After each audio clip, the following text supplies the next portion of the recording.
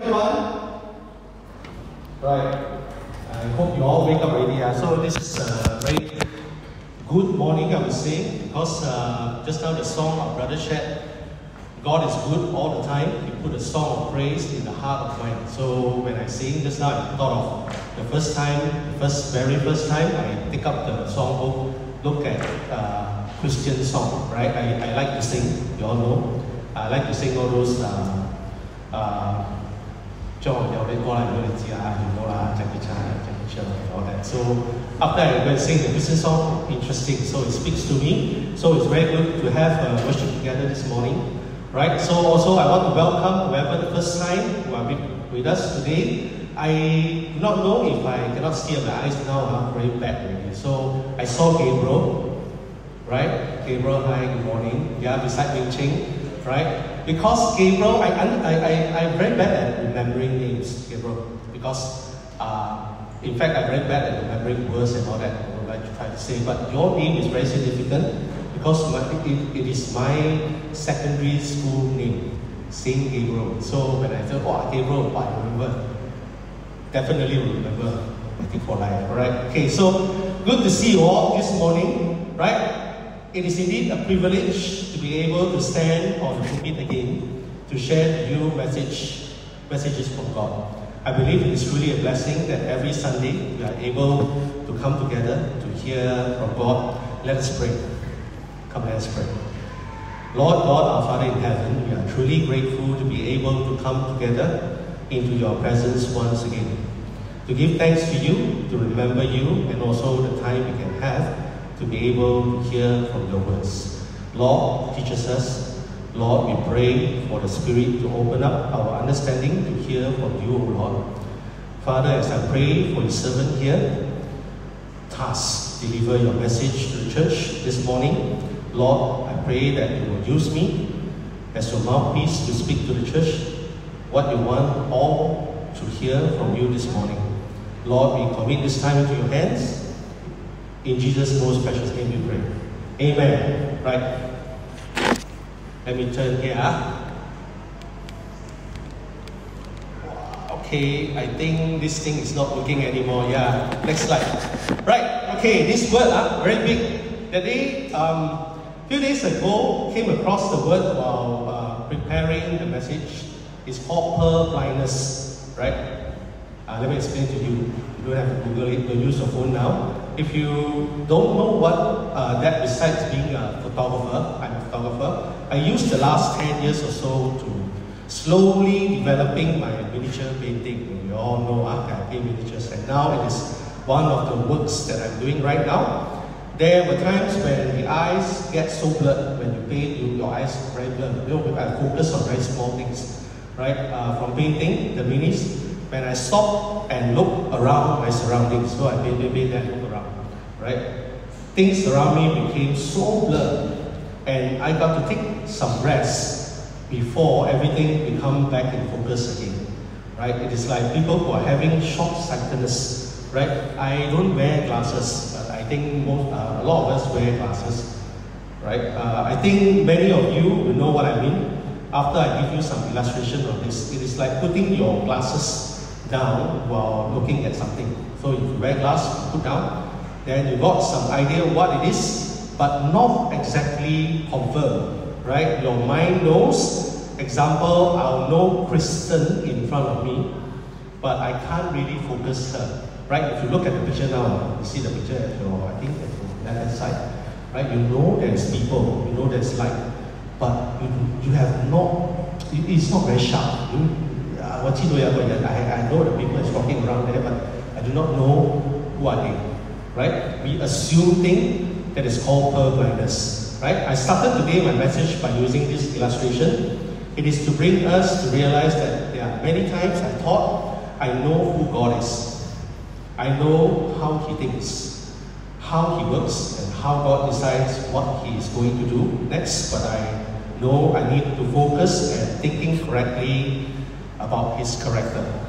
Also to correctly think about my position as a creature created by God, my relationship to Him, the way I live my life of faith, the way I live responsibly in this gloomy life, If you understand what I mean, the life is moving. How can I learn to do it correctly?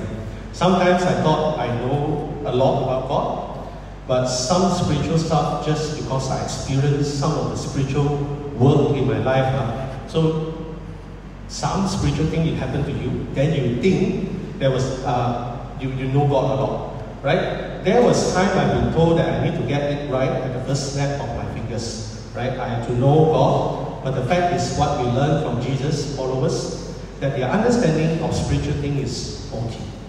A lot of times when you read in the Bible, so they don't really understand what Jesus says. Their misunderstanding of Jesus was is very frequent, right? Yet Jesus is able to transform their lives beyond their limit of what had entered their mind, just because next slide. The next slide. Okay, just because they love Him, next, they trusted Him, next, wanted to learn from Him, next, honestly wanted to obey Him. This is the 4 points. That is the 4 points that all the disciples have, right? Even though they have faulty, they are frequently misunderstand what Jesus says, but the great thing is they have these 4 things, right? They want to learn from God a lot. They have their heart. Okay, 11 of the 12 disciples were made clean in John 15, 3-4. I read to you. Right. I think you can see that. Okay, good. You are already clean because of the word I have spoken to you. Remain in me as I also remain in you. No branch can bear fruit by itself. It must remain in the vine. Neither can you bear fruit unless you remain in me. Before the disciples can grasp any of the doctrine of the atonement of sins, the gift already been given to them. The knowledge came after. Yes, the openness and the honesty of wanting to know who God is has to be from us. Right? We have to start. We have to have the heart to learn from God. If today we ask the question, how to live a spirit-filled life, the first thing I want to establish that while already being gifted, but the road ahead all depends on each individual that God called. Either we are up to it, be willing to walk by it and live by it. So the second verse you will see in Luke 11, ask and it will be given to you. Many of us may be having the wrong idea of who God is, but God is gracious for those who wholeheartedly seeking God and want to come closer to Him. Our Lord promised in Jeremiah 29:13-14, when you seek me with all your heart, I'll be found by you. Don't get me wrong, I'm not suggesting here it is alright to be ignorant or suggesting God does not care how we know or not the scripture. I'm not suggesting that. Like you have become a Christian, just sit there and wait. No such thing. It is to establish thought in us to begin with the graciousness of God, even to those finding it hard to know Him. Yes, God is gracious that He provided a way. So there is no exception to some of us to give ourselves excuses to be complacent.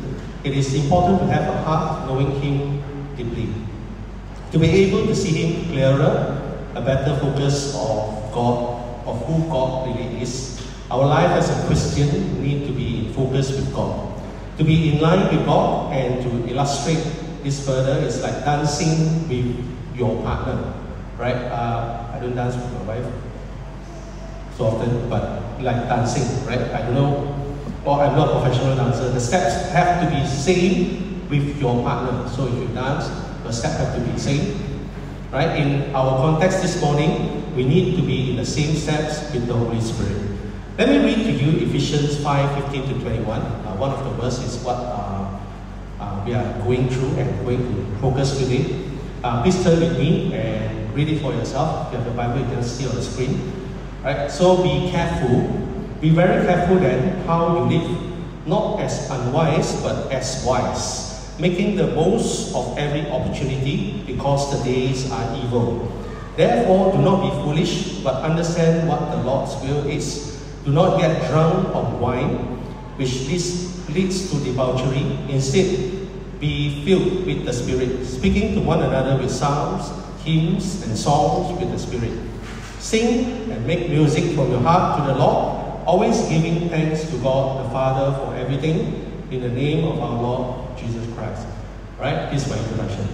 This morning, let me go into some points that I'm going to deliver. Okay, it is a good reminder for all, definitely to myself already, because while I'm preparing it, I'm blessed. So I hope that today, sharing to you, that you benefit from it as well. So while preparing this, and I'm glad that I can go through it again with the church. The points are, next slide.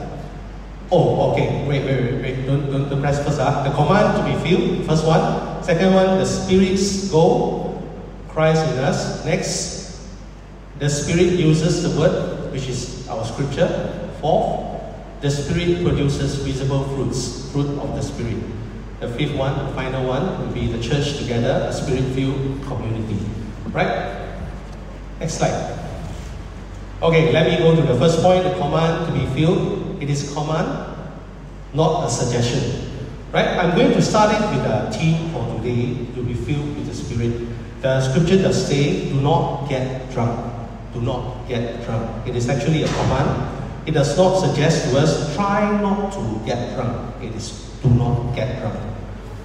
In fact, it is an ongoing command, us as Christians, to be filled with the Spirit all the time.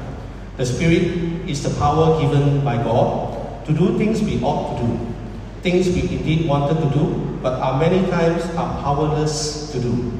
Like all sorts of cravings in our life, to name some of the things, right? Like sex, like drugs, drinks, money, luxury, promotion, power, reputation, or whatever you can think of regarding cravings. Or things like being patient to whoever, controlling your temper, standing firm under pressure, speaking out boldly for Christ, trusting God in the face of troubles, in our thoughts, in our preaching, and prayer. The Spirit's power makes sense to all of these things that Christians chase to live a life that God is looking for. So I am suggesting to say this morning that we need this power to live a Christian life. It doesn't mean that you accept Christ and you walk away and do your own thing. We need God, we need the Spirit to live a Christian life. Without the Spirit, without being close to the Spirit, we can't live a proper Christian life. That's 100%. Without the Spirit, we stop somewhere. Observe these keywords. Next. Right.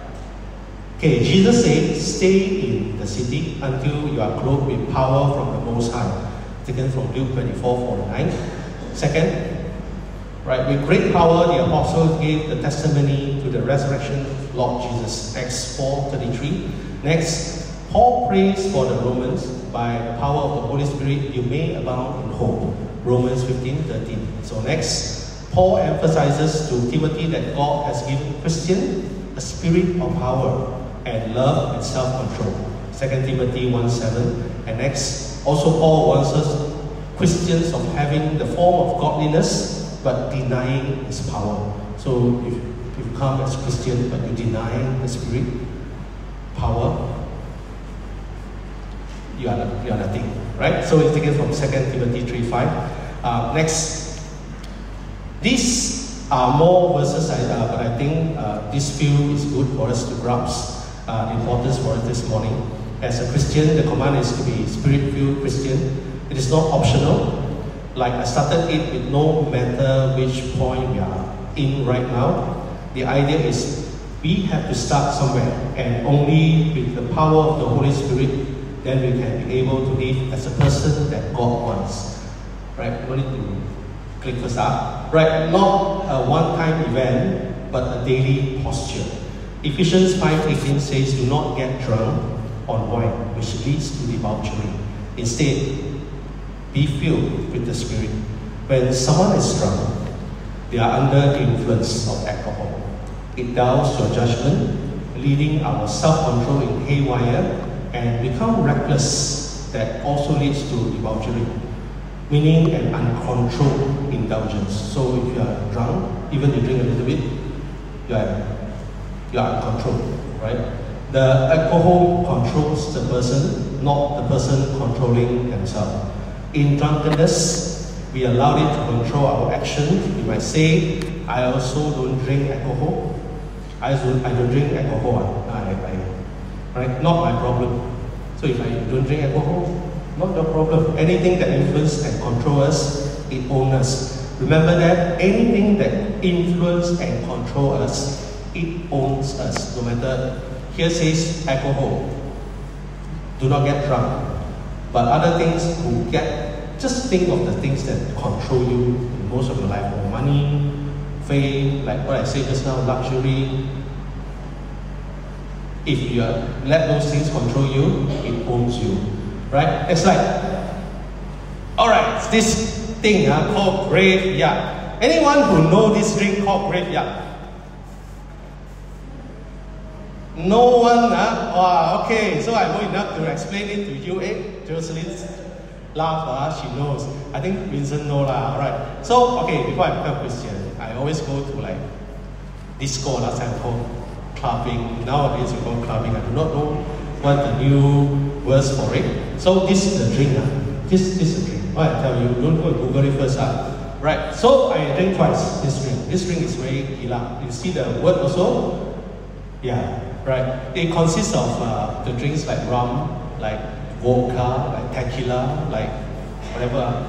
So I couldn't remember the list really. There are a lot of things, whiskey, yeah. And most of it is stout and beer. So it all add up together into one drink, right? I drink twice. First, after I drink, I fell down, Then second one, right? I asked my friend, let's go and drink. One drink is cost about 40 over ringgit, right? During those times, 20 over years ago, 40 ringgit. It's fine, okay? Let's order. It's cool. So I drink this big. So my friend challenged me, let's use straw to drink it. Okay, let's use straw to drink it. So every alcohol they put in contains about 40 to 80% of alcohol percentage. So let's drink it with straw. Let's drink it with straw. I remember that night is Christmas Eve night. Yes, I'm in the pub. So let's drink it. After I drink, all red, fell down. Right? I fell down. When I wake up, I'm at beside the longkang, right, with my friend. And somebody take us out. Right? So from the day on, I asked myself, what am I doing? What am I doing? So I must find the reason of life. So that's the drink that makes me want to find God. So if you feel yourself with things that is not good, this is what will happen to you, right? After I drink, I fell down, then people I went along beside the longkang. You may don't know, I tell you. Right? There's another drink called Lamborghini, young forward. Okay, got fire, but I don't want to say all those things now. But let me continue. While Spirit-filled Christian empowers us to become godly. Right? Next slide. When someone is filled with the Spirit, they are under the influence of God's presence. The Spirit of God brings clarity on how we're supposed to live our lives, teaches us to be self-controlled, to have wisdom, love, and the power to live a life that God requires. Next, instead of losing control to our cravings in life, the Spirit gives us strength to live a joyful obedience and love, a meaningful life. Paul uses alcohol as a comparison to the Spirit. It's not specifically telling those drunkards, not very specific to them, right? So this morning you might think it is not talking about me. I'm not a drunkard. I don't drink, right? Like I said just now, so this morning you might think it is not talking about me, especially me, right? I don't drink. It is an illustration to tell us that both affects how a person thinks and acts. One leads to ruin, which is alcohol, or your cravings. The other leads to joy in God. So as a Christian, you have to be the next one. The others lead to joy in God. Which spirit are we allowing to control our lives? What controls me each day? My impulses, my habits, my emotions? Am I letting the Spirit guiding my actions, reactions, thoughts, and words? Right, next, requires surrender. I guess this is where we struggle the most, right? Surrender. Throughout my life, I tried to control things the best I could on my decisions, actions that eventually yield a lot of consequences. There was a point of time my thoughts are so confirmed that my life is heading into ruins. So I tried to steer it to a place I think is going to be okay. Then when I'm old enough, I often look back and say things like, I should have done this. I should have taken that well-paid job. Like I once have this interview which is very well paid in American Assurance.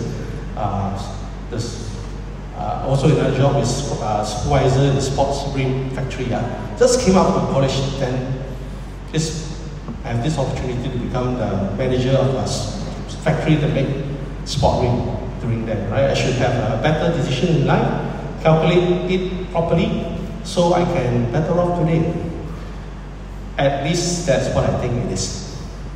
Then I look at these people who decided to surrender their comfort to follow Jesus, right, in the Bible. Most the disciples you know are fishermen. Few suggested fishermen and a family business. One is a tax collector, one possible businessman as well. The point is that these men left their comfort to follow God. The Christian's motto should be not let us get more of the Spirit. Next slide. But let the Spirit have more of us. It's written by J.I. Packer, the book that I read and prepared. Are we consciously yielding our thoughts, time, and decisions to the Holy Spirit? What areas of our lives are resisting His feeling? Alright, next one. The Spirit goes, before that, sorry. Christ in us. Galatians 4:19. My dear children, for whom I am again the pains of childbirth, until Christ is formed in you. Galatians 4:19. For those God foreknew, He also predestined to be conformed to the image of His Son, that He might be the firstborn among many brothers and sisters. Romans 8:29. The Spirit ultimate work, next, conforming us to Christ. It is nothing new. Actually, today my job here is to remind us all of us that the importance, the work of the Spirit of God that had graciously given to us through our Lord Jesus Christ. He is personally approaching us to teach us and addressing us, transforming us from our sluggishness, sharpen our insights, to change us, to support us when we are under pressure, strengthening us for righteousness that is returned. The Spirit is mediating our worship this morning, adoration to God this morning while we sing to God, love and loyalty to God. Therefore, to say the Spirit is the heart of our Christian living, sustaining, deepening, and expressing our relationship with God. I would say in today's term, media for God's communication to humankind. Right? Allow me to remind us again. I won't throw you with how many mentions in the Old Testament about the power of God, but it is good to know that the Spirit of God in this list, I think you all have read of it already, mold creation into shape, control the course of history, reveal God, teaching God's people, activate, respond to God, and equip individuals to become leaders of that God wants, equip individuals with skill and strength. While I am pointing towards all of our Old Testament, for it by no means it only works then, but it is the same Holy Spirit that works today. What I'm pointing towards to let us realize the power of the Spirit is shaping everything. In John 14:16, and I will ask the Father, and He will give you another advocate to help you and be with you forever.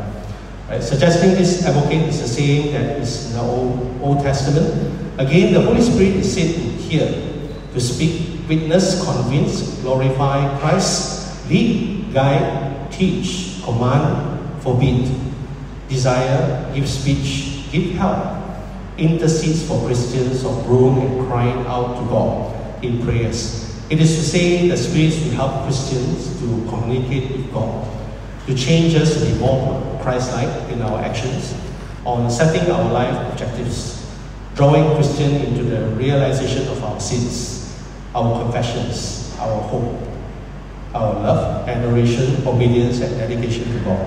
Right? How can you say you don't need to be close to God? You don't need to be filled with the Spirit. These are the things. You want to be Christian, there's no other way. Just be close to the Spirit. Right? Many times that we only stop at where God's job is to satisfy our lacks and needs in life. That's true. But what we always lack is that the Spirit is here to glorify Christ. Your ultimate goal, or my ultimate goal, or the church, is to glorify Christ. It's not for yourself, right? And that his main and constant task is to mediate Jesus' presence to us, making aware who Jesus is, and the result is a view that the Holy Spirit is more God-centered rather than man-centered. So ask yourself, if you are believing a Christian life is more centered to you, yourself, or God, right?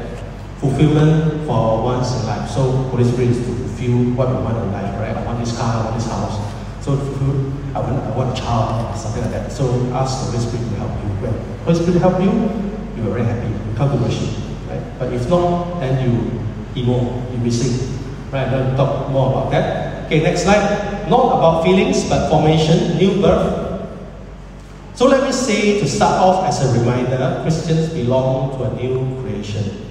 Remember that. Born of the Spirit, as Paul confirmed that the process of becoming a Christian reached completion through faith, acknowledging Christ died for our sins and rose again on the third day. Paul also told us the Spirit draws us closer to the personal dependence of Him and be one member in His body.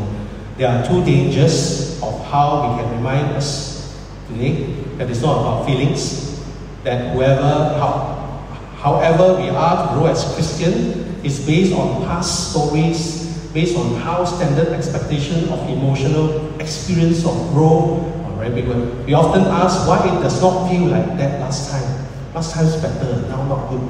It's supposed to be done like last time. Now different already, not good. Some leaders I look up done this. Once all these are gone, we often lost the reason. We depend on things and not God alone. Second reason is that Christ is not the center of attention of whatever we do. Christ is just a figure when we need Him. When we need Him to fulfill some of the things we want God. We pray. Wow, play church. Wow, pray. Yes, do things for church. The necessities of faithful discipleship, the demands of it, are not taught and lived. The cost of following Jesus is not counted, so sometimes the church teaches a big group of unconverted Christians. Look like Christian, but unconverted. Making use of Christ to solve their problems. Ended up, some become dead wood in church, and if they are not drift off entirely, you will sometimes see him, sometimes not. We have a term to call them as phantom. Right? The second group of people experience traumatic upsets. Right? Very traumatic. Because they expected the opposite, results in confused Christian life. Constantly complain, constantly bitter, and all sorts of things. Because Christ is not centered in their lives.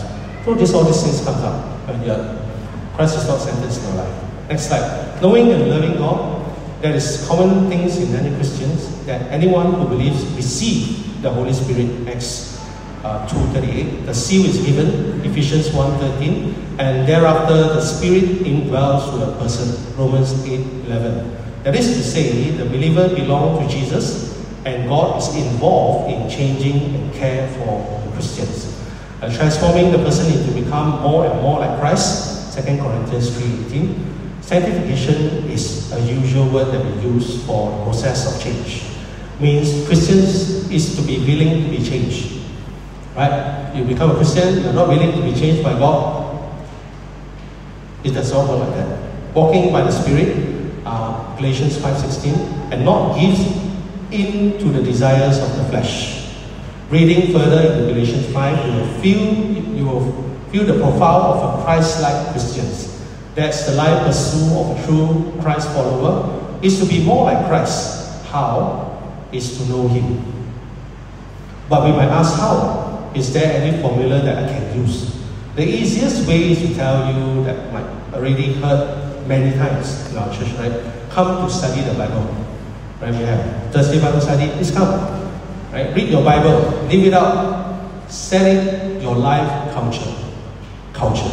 right? The church culture very important. The church culture has to be spirit-filled, have to be scripture equipped, right? Yes, 100% true, because as the person who are sharing with you today, other than to encourage the church to seek God through His words, there are many times my experience of growth in Jesus may differ from every single one of you, different. I don't have a formula for you, right? But the main formula is study your Bible, right? Read God's word, be close to God. That's why while preparing the message today, let me discover God is very personal to every single child He calls His own. So every single one of us have our own journey with God. That's only can be experienced through knowing Christ in true scripture and allowing the Holy Spirit to work freely in our lives. Allow the Spirit to work in you and truly knowing Him through the scripture. That's only exclusively yours. Your testimony is yours, right? I can't give a testimony like yours, right? I have my own testimony. You have your own testimony. How? Be a Christian. Be a proper Christian. Okay, let me read to you John 14, 18, 23. I will not leave you as orphans. I will come to you. Before long, the world will see me no more. But you will see me. Because I live, you also will live. On that day, you will realize that I am your Father. I am in my Father, and you are in me, and I am in you. Whoever has my command and keep them is the one who loves me. The one who loves me will be loved by my Father, and I too will love them and show myself to them. Then Judas, not Judas Iscariot, said, But Lord, why do you intend to show yourself to us and not to the world? Jesus replied, Anyone who loves me will obey my teaching. My Father will love them, and we will come to them and make our home with them. Whoever keeps Jesus' commands, I think it's the next slide already. Right? Whoever keeps Jesus' command is the one who loves God. Whoever loves Jesus will be loved by the Father. Jesus is the model of spirit-filled life. To summarize this part, the intention of the Holy Spirit is to draw us, our lives, closer to God, glorifying Him through our lives. A true Christian will want to be changed, surrendering freely to live a Christ-centered life. I repeat that. A true Christian will want to be changed, surrendering freely to live a Christ-centered life, not based on feelings and the desire to know and love God. We might ask then what I need to do next. That brings me to my third point. Right? Next slide. The Spirit uses the word. In Colossians 3:16 it says, Let the word of Christ dwell among you richly. Christians are called to be holy. Holiness is the pursuit of a Christian. Like we work for the salary, right? As Christians, you have to be holy. You work, you want a salary, therefore you work. To be like Christ-like, to be Christ-like is to be living a holy life. That's a Christian priority. God implanted the passion for holiness in every born-again Christians. A proper Christian pursue holiness. Romans 12:1. Therefore, I urge you, brothers and sisters, in view of God's mercy, to offer your bodies as a living sacrifice, holy and pleasing to God. This is your true and proper worship. 1 Peter 1:15. But just as He who called you is holy, so be holy in all you do. There's a command from God that holiness take the form of a single-minded passion to please by love and loyalty, devotion and praise. But there are many times that Christians has neglected this priority. We forget, right? Holiness, therefore, is the fruit of the Spirit, displayed that the Christian walks by the Spirit. Galatians 5:16, 22-25. Holiness is obeying God, living to God and for God, imitating God, keeping His laws, taking God's side against sin, performing good works, worshipping God in the Spirit, loving and serving God and man out of our reverence for Christ. You serve God because you're out of reverence for Christ. You love one another out of reverence of Christ. It's not because the person has done very good to you. Right? By all means, if done good to you, love them. But if done bad to you, love them, or of reverence of Christ. All this is known and done by first reading the scripture, and the Spirit is helping us to practice them. Okay, but this loophole, I mean not loophole, this the alright, next you will see, you know what I mean. Next, okay, self-centered godliness. Men often make self-satisfaction their religion. We often we show much more concern for self-fulfillment than to please our God. Look at the world today, your workplace, your school, your homes, and sadly in church nowadays, there are countless suggestions to tell us how to get more excitement each day, how to be more healthy, how to manage our money well. Don't get me wrong again, right? These are legitimate concerns, but the over narcissism, right? Overjoy. The selfism and meism is the problem. Holiness means godliness, and godliness is rooted in God-centeredness. Again, I repeat. And those who think God exists for their benefit is not qualified as holy men and women. Right? Next, the perils of activism. Today's Christians tend to make business their religion. We admire and want to become Christian workaholics, thinking those super busy with church is always the best. Actually, those who love God will indeed be busy for Him, right? If you think that talking it's not that. Okay, the spirit of our busyness is where we should be careful. Be careful. Why are you busy? Sometimes we are too busy with church work until we're neglecting the time for prayer. Then, wrong idea. Too busy until go study the scripture. Wrong idea. Wow, 我好忙啊！我 church 好多嘢做 a lot of things to do. Bible study, no. Then wrong idea. Right? Too busy and don't need to pray. You're a Christian to pray. No such thing, right? Right? We have grown self-confident and self-reliant in our work. Forgotten what apart from Christ, we can't do nothing. Right? Apart from Christ, we can do nothing. John 15:5. This is faith through activism. So these things that we should look into. The next one, Christian today, are these illusion. What is long being taught us as Christians to live a holy life are slowly sterile or forgotten. Right? It's becoming superficial, not very in line with today's struggle and real issues. Today is very different from last time, 30, 40 years. So sometimes older people kind of tell you something, then you say, this 40 years ago, don't talk to me now, right? Pursuing holiness for those who are rich. This word, pursuing holiness for those who are rich and have time. If you are rich, you have then you can pursue holiness. I cannot. I have to work. I'm very busy. I work until 9, until 10. Wow, sometimes very busy until you cannot pursue holiness. God knows God understands me. It's fine. Don't need to do that. Right? Next. Christians today are evidently insensitive to the holiness of God Himself, though we are always reminded God's wrath against our sins, save as Christ's blood covers our sin. We do not think much about God's hatred of sin in His own people, or do we tremble at His word as our forefathers did? We always think God is our brother, friend. It is alright, He understands one, rather than a pure and holy God. That His desire are for His own to become pure too. Holiness opposing worldliness. Next one. In today's world, what flood the Christian communities today is the level of permissiveness.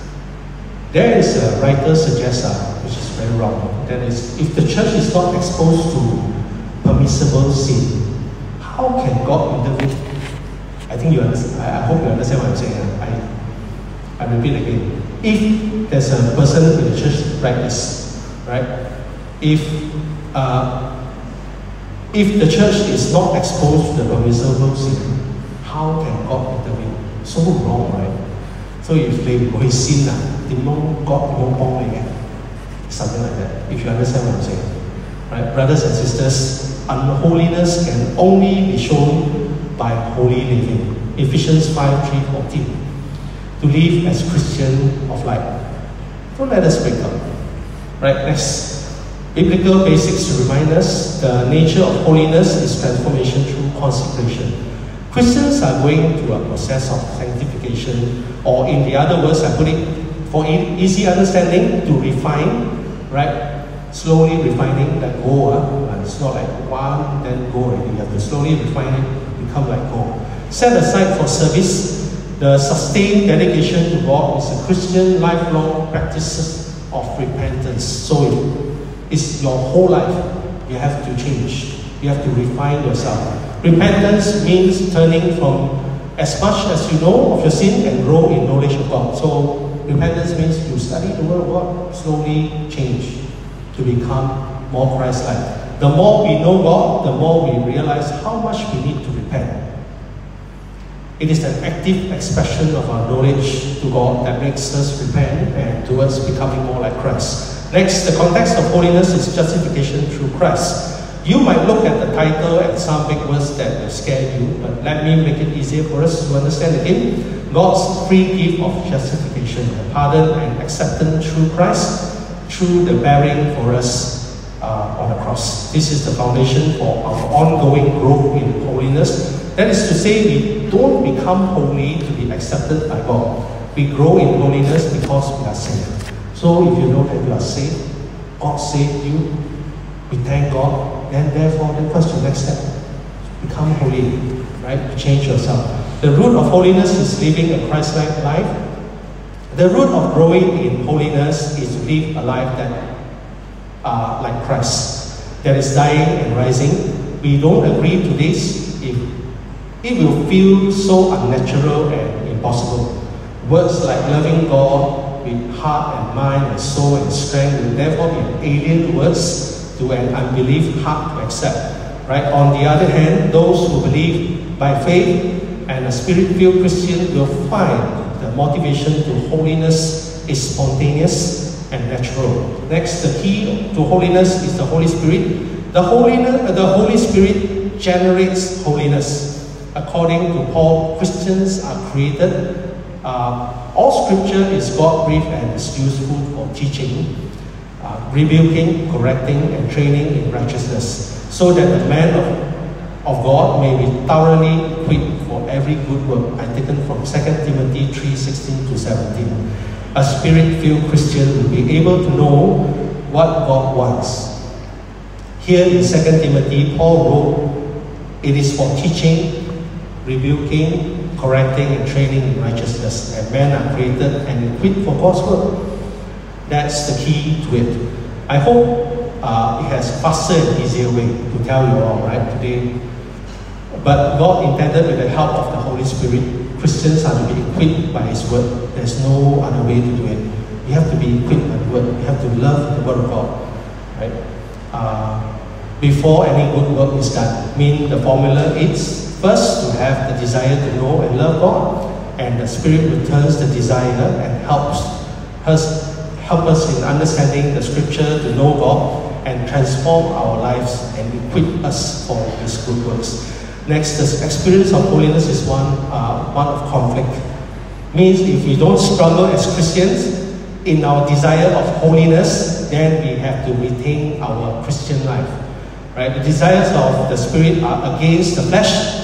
The flesh are constantly in battle with the Spirit. The flesh tempts, it makes us dream some other things and distract us. A healthy Christian pursues and wanted wholeheartedly honoring God. A true converted person struggles. He knows perfection is promised for heaven. So the person tries as much as he can to reach that, and he knows very well he is being helped by the Spirit to reach that goal, enabling him to resist sins and practice righteousness, and knowing without help from the Holy Spirit, it will be impossible. Right? Next, the rule of holiness is revealed in the Scripture. Like the title, it is God's requirement known through the Scripture. That leads us to share this part, where we will eventually find out that the heart of the holiness is the spirit of love. Love to God and men, in Matthew 22:37-40, is the burden of the law. Paul says love is the first fruit of the Spirit, and without the love, the would-be Christian is nothing. Galatians 5:22. But the fruit of the Spirit is love. Then continues. 1 Corinthians 13:1-3. If I speak in the tongues of men or of angels, but do not have love, I am only a resounding gong or clanging cymbal. If I have the gift of prophecy and can fathom all mystery and all knowledge, and they have to be faith that can move mountains, but do not have love, I am nothing. If I give all I suppose to the poor and give over my body to hardship, that I may boast, but do not have love, I gain nothing. Love is not feeling, although it is all start by it, but eventually it gives if one true loves in action. 1 John 3:16-18. Because of the time. Next slide. This is how we know what love is. Jesus Christ laid down his life for us. Right? If you have time, we're going to do it. As Jesus is a fine example of love and following his way of self-giving, his holiness in his best and purest expression. Love to God, as mentioned in Matthew 22:37, also can read in Deuteronomy 6:5 and in Psalm 18. And love to neighbor that we can find in 1 Corinthians 13:4-7. Illustration of Jesus' story of the Samaritan is the heartbeat of holiness. To love is very costly. So to remind us in everything we do, without love to God, it is nothing. So living a Spirit-filled life is very much associated with letting the Word of God dwells richly in our lives, like Colossians 3:16 says. This connection tells us the Scripture, which is God's law, and the Spirit works together to produce a life of worship to God. The Spirit therefore shows us the truth of Scripture, guiding us towards holiness. So it is also lead me to the next point, right? Very fast, just a few points, okay? I have to give you some time. Okay, the Spirit produces visible fruit. You can read it in this too, please note it down. I don't have time to read it for you. Galatians 5:22-23. Also Ephesians 5:19-20, which is the theme we use today. To this point, I hope you all know that it's not a suggestion that we should be pursuing a Spirit-filled life. It is a command and a constant yielding. So we have to be constantly doing it. Right? It's not a one-stop counting. Believe God and done. Believe God, we have to learn. A process and total surrender to God, that the Spirit is shaping us to be more like Christ, and the need to be of the desire to knowing and loving God, and the importance of reading the Scripture, where the Spirit uses the Word of God to shape us to be more like Christ, knowing Him deeply and live a life of holiness, and the results of that leads to the visible fruit that we can be seen in a Christian. I think it's the next slide. The fruit of the evidence of Spirit-filled life. As we notice, a Spirit-filled Christian bears a set of fruit. As we had read in Galatians 5, that expresses Christ likeness. If a Christian life motto, objective, goals, all is to be spent on bearing such sets of fruits. If you want to be an effective Christian, these fruits must be seen in us. Right? If we are talking about serving one another, these are the criteria. If we are talking about evangelizing to others, needless to say, it is not automatically given. We have to bear it. Means work on it. Make sure to give the right ingredient, and the source of it all is found in the Scripture. How can we say it doesn't need the Word of God to grow? It is a result of a surrendered believer that allowing the Spirit to work in him. Most important, the fruits reflect Christ. Next one, Spirit-filled living in community. Paul gives the real examples of what Spirit-filling looks like. Right? Spirit-filled Christians are worshipful, not just personal. Note that it is corporate. Look at here, it's corporate. Speaking to one another, a shared praise. So coming for worship is important, and it also shows a Spirit-filled Christian. It ignites a genuine, joyful, Christ-centered worship. Right? So, lastly, a Spirit-filled Christian submit to one another out of reverence for Christ as well. Next, how to cultivate this fruit? Abide in Christ. Remain in me, and I also remain in you. So you can read there. Stay close to God daily by prayer and by His word. Next, walk by the Spirit. Step by step in obedience and moment by moment surrendering. Next, let the word dwell richly in us. Colossians 3:16, the Spirit uses the word to bear fruit. And finally, it leads me to talk about the church together, a Spirit-filled community. Last point. Ephesians 5:19 to 21, you can read it. Right? The pursuit of becoming a Spirit-filled Christian is not just for individuals' transformation. It is meant to build a unified, worshipful, humble, and mission-minded community. A Spirit-filled church reflects Christ not only in personal lives, but in how we relate to one another in the church. Right? If you happen to be in the church, think about this. Right? Next, the Spirit builds unity. The Spirit is our source of our unity. We don't create unity, but we preserve it. Here, the unity is talking about not having the same kind of people in the church, but came from all sorts of background. Before I came to this church until now, much has changed. People come, people go. But God is always there to keep reminding me to stay strong and keep the effort of peace and unity. Division, gossip, cliques, and pride grieves the Spirit. Ephesians 4:30 says. So I would like to encourage everyone in the church today who hear the Spirit talking to you, build bridges instead of barriers, be willing to forgive, to listen and to serve, make all the effort out of reverence of Christ, be it personal growth in the Lord. Next, the Spirit inspires us to worship together. We can also observe Spirit-filled Christians are worshippers, right? You want to come and worship God. They sing to God and to one another, like this morning what we have done. It's not just about the songs. Every week we heard the brothers share their thoughts, reflections, prayers, joy shared to the congregation. When the brothers come up here and share, it's the joy in you that you are sharing to the church. Right? And our singing together is our agreement and the shared joy in Christ. Do we come to worship and be ready to edify one another through our singing and scripture sharing? I leave it to you to think about it and see worship as a communal experiences. Next, the Spirit produces humble submission. There in Philippians 2, chapter 2, verse 1 to 11. Read it for yourself. Right? The Spirit teaches us to serve, honor, and encouraging others as Jesus did. A true, mature Christian knows how to treat others, especially when we disagree. Agree is fine. When disagree, that's how it shows how you deal with one another. Right? Next, the Spirit leads the church to a mission. A Spirit-filled church is a result in boldness to witness and have a heart for mission, and it's definitely not self-focused.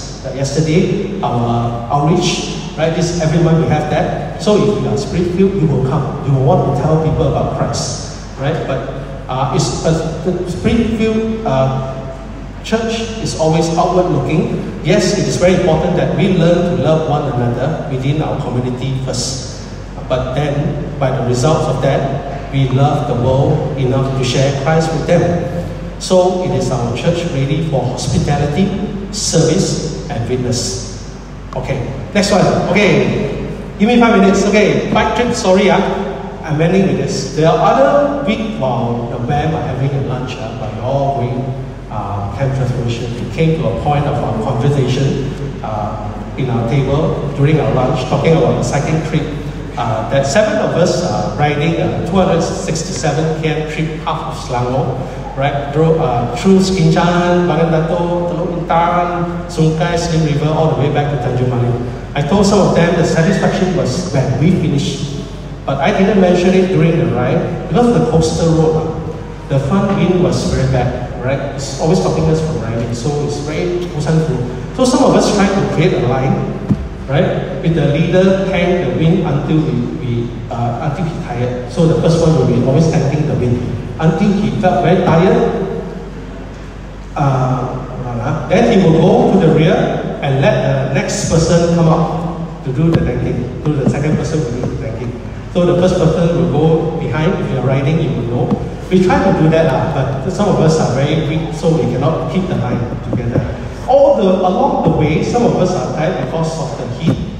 All of us waited, some tire punctured, and we do the waiting as well, right? That's the picture, I guess. As spirit move together, but not striving alone. We are not alone. Individually, of course, we are alone, but as a church, we are all together, encouraging one another. When one is tired, you go behind. The second one will thank for you. One is tired, you go for rest for a while. The second one will thank for you. Then until you okay ready, then you thank again. Then we move together at one speed.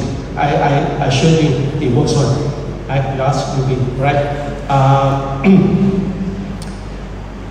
Not leaving anyone behind. That's why the finishing is so meaningful and memorable. It's not about finishing, wow, I write everything already, but the process of it, right? Together, writing together, 7 of us, we stop, we try to tell ourselves to stop why we are doing this, but when the ending, it is good, right? Give me a final thoughts with you, brothers and sisters. We have seen today a spirit-filled life isn't some special, mysterious experience only reserved to some people.